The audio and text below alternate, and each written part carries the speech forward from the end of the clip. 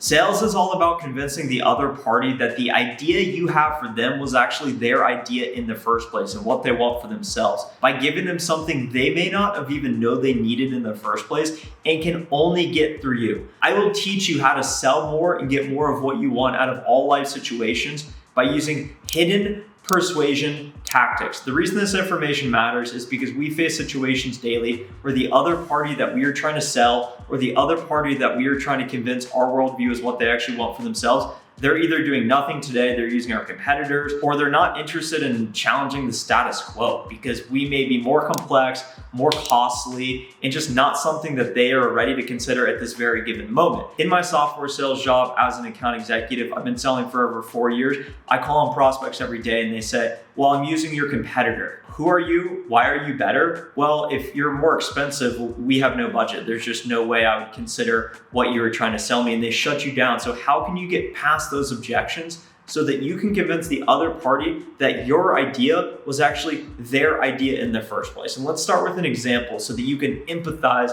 with where the prospect is coming from. Imagine you shop at a grocery store that's 5 minutes away. Let's call it Walmart. You go to Walmart because it's close, it's convenient, but you don't necessarily love the produce.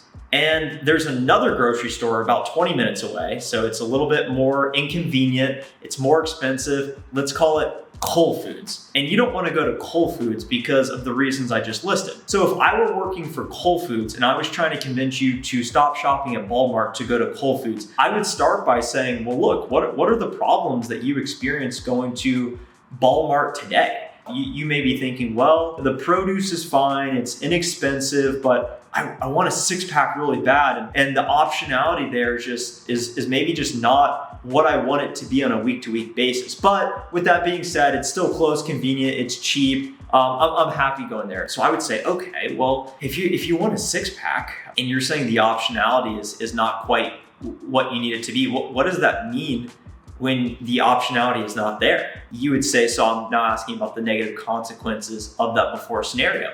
You'd be thinking, well, without the optionality, I can't actually get the black beans and the white rice that I need to eat healthy enough in order to get the six-pack. Oh, wait, if that's not there, then that's a problem. I'm never gonna be able to get the six-pack as a result of shopping at Walmart. So I would say, okay, so what is the problem today? Okay, no optionality.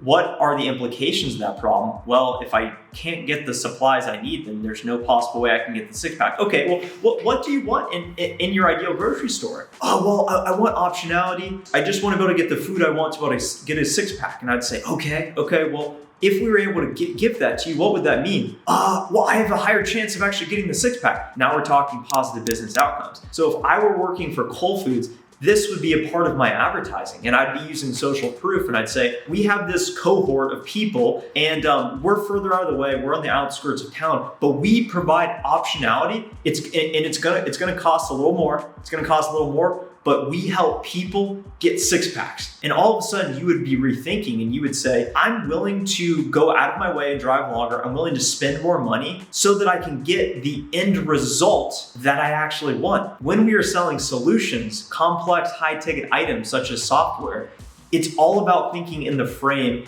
and understanding and helping the prospect understand, not arguing with them, not telling them, look, if you're shopping at Walmart, you have no chance. People don't want to just be blatantly told that their way of thinking is wrong. People don't want to be told they're wrong. People don't want to feel like they're not smart enough to figure it out. So you need to guide them down a path to convince them that your way of thinking is actually how they wanted to be thinking in the first place. And you do that by asking questions. So what are the problems with your system today? Why do those problems matter? How would you like your system to work? What would that mean if your solution could work like that? Those are the 4 simple questions as a part of that framework so that you can understand the before scenario, the negative consequences, the after scenario, and the positive business outcomes. When you are guiding your prospects and the other parties down this path, there's different approaches. And in the challenger sale, they talk about different personality types of sales reps. They say there's relationship builders, which many of you may be thinking, I build really good relationships. I'm a relationship builder. There's the lone wolves. And I have lone wolf tendencies. People that they just want to perform. They want to be by themselves and they're just focused on the work. There's people that are thought leaders that are just there to try and say, hey, this is the right way to do it. These are best practices. The best personality type, and the relationship builders are actually the worst performing type,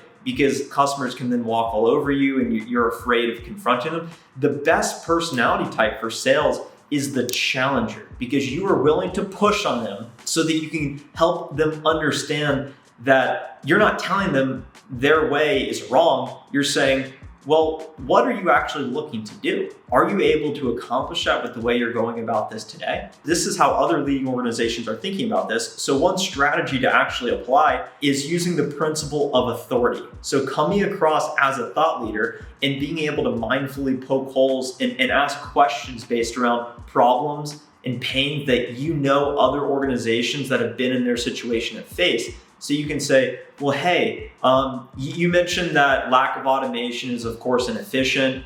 We know that automating through this integration would be really important to you. How would you like to see that work? And what would that mean if you had an extra 30 minutes in your day? Well, I could go focus on actually taking action, and that would help us make more money. Okay, you're able to make the business $100 more, and you're actually going to save $20 because of the 30 minutes of time you save. Okay, so that's a $150 problem. Well, our solution actually costs $75.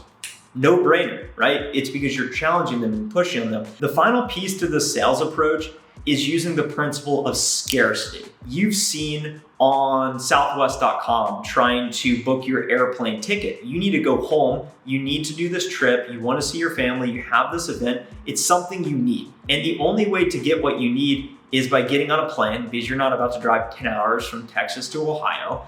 And you get on Southwest and they say there's 2 tickets left, 2 seats left. And if you're not one of those 2 seats, then you can't get what you want and everything's ruined. So you're instantly scrambling and you say, I gotta buy these seats right now. Or you go on Amazon.com and I've had this happen with one of my sisters. She wanted me to buy something for her. And she says, yeah, there's only one left. There's only one left. You gotta go buy it now. They make you seem like it's scarce and there's more value associated with that. So you move quicker and you operate with urgency.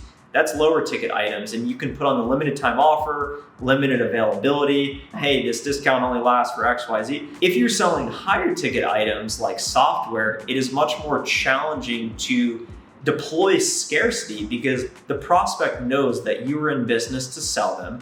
Your solution's not going away anytime soon. You're a sales rep. You may have commission breath. They know that you benefit as a result of this transaction. So ask yourself, what is in it for the prospect? Okay, well, we know that you're going to save time through this automation because only our solution has this certain integration that you need.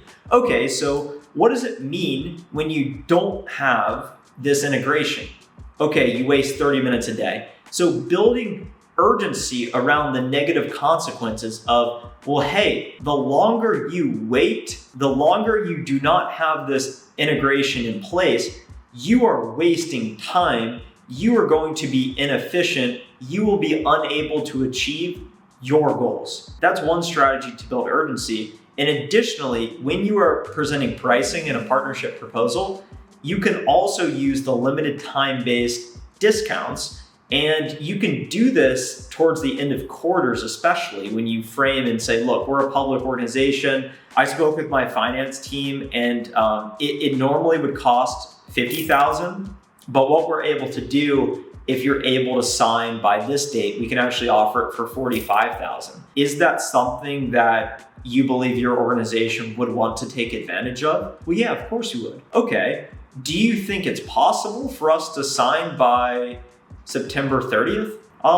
Maybe. Okay, well, what is it gonna take for us to get this signed by September 30th? So all of a sudden you've created more urgency because you've now pulled this deal forward and you are now understanding the decision process. So how do they actually go about signing this and what is it gonna take to get it done? So now that you can go push on those steps and you go from, okay, we might do something to, okay, let's do something by this date. Those are a few persuasion tactics that you can deploy, beginning with the idea of really understanding the problem so that you can convince the prospect and other party that your way of thinking is actually what they wanted in the first place. You can use the scarcity like we talked about, and you can also use that authority coming in with and that was the second point we talked about in the challenger sale. Another point of that is if you're not the thought leader that can help push on and provide that viewpoint, bring in an executive from your team, because people naturally follow this perceived hierarchy. So if you bring in a high level ranking person from your team, all of a sudden they will feel more inclined to act and conceive to your way of thinking, because you were saying, hey, well, we're bringing in the big guns, the big boss, and they can come in almost as an expert and say, well, this is what we see. It's a no-brainer. And they think, okay, yeah, okay, let's do it. Now I feel it. Now I feel it. Let's do it. If you got value out of today's video, hit the like button below. It's only available for a limited time, so make sure to hit it now and don't miss out on it. Comment down below for the algorithm. Our channel goal is 20,000 subscribers. Subscribe now, and have a great rest of your day. Happy selling.